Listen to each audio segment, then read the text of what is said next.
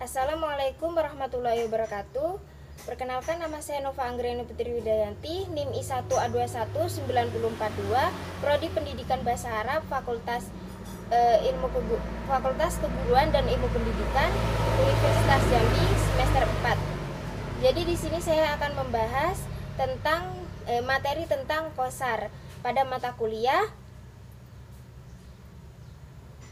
Balaghah Ma'ani.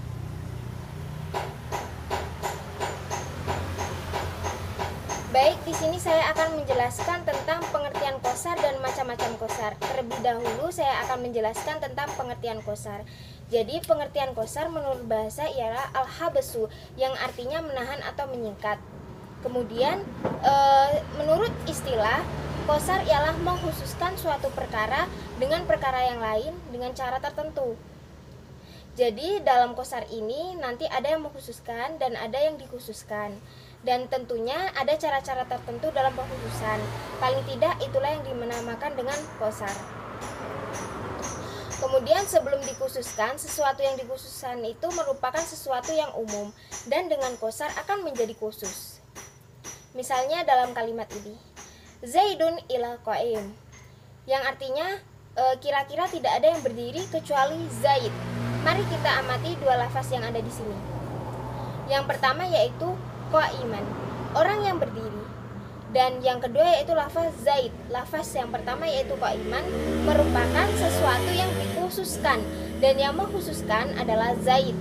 Jadi dapat disimpulkan bahwa yang berdiri itu hanya Zaid. Berarti orang yang berdiri itu dikhususkan menjadi Zaid. Juga lafaz yang pertama itu adalah sesuatu yang umum dan dikhususkan oleh yang khusus. Kemudian saya akan menjelaskan tentang macam-macam qasar.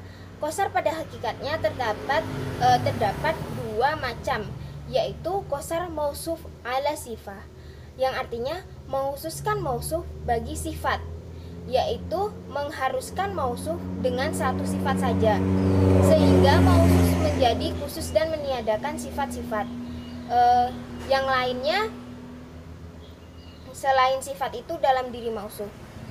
Contohnya yaitu rojula ila Zaid. Mausuf di sini adalah lafaz Zaid dan diqasar dengan lafaz rojul. Jadi Zaid dikhususkan dengan lafaz rojul, sehingga Zaid tidak mungkin bersifat lain selain rojul seperti mar'ah, karena rojul itu artinya laki-laki.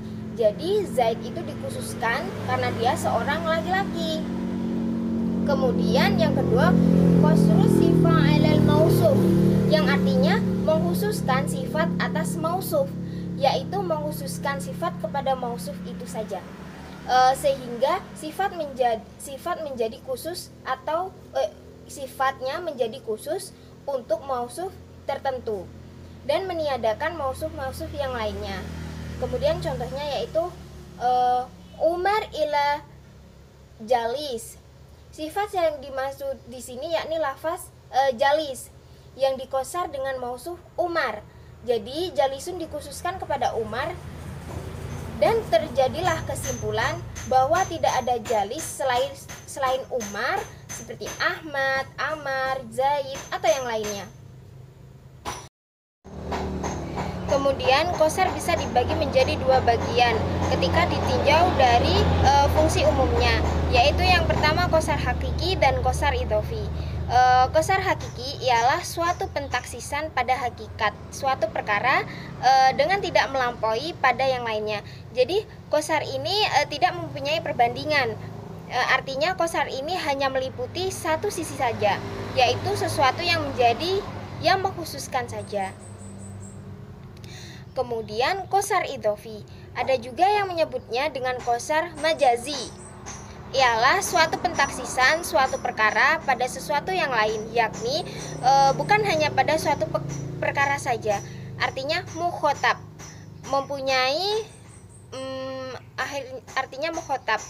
mempunyai dugaan lain terhadap suatu perkara yang diqasarkan, yang mana dengan itu menjadi perbandingan dari perkara tersebut.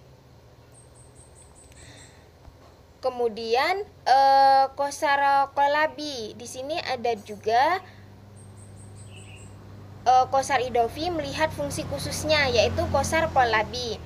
Ialah menentukan suatu perkara dengan suatu perkara pada tempat perkara yang lain, yang menurut pendengar adalah sesuatu kebalikannya. Jadi bisa dikatakan qosar ini adalah untuk meyakinkan mukhotab yang mempunyai keyakinan yang sebaliknya tentang suatu hal. Kemudian di sini yang terakhir ada qosar ta'yin, ialah menentukan suatu perkara pada suatu perkara di tempat yang lainnya, yang sukar bagi pendengar untuk menentukan salah satunya. Jadi di sini qosar ini diucapkan untuk mukhotab yang mempunyai beberapa keyakinan tentang sesuatu atau ragu-ragu akan suatu hal. Mungkin hanya itu yang dapat saya sampaikan. Kurang lebihnya saya mohon maaf. Syukron jazilan ila ihtimaminkum. Saya akhiri. Wassalamualaikum warahmatullahi wabarakatuh.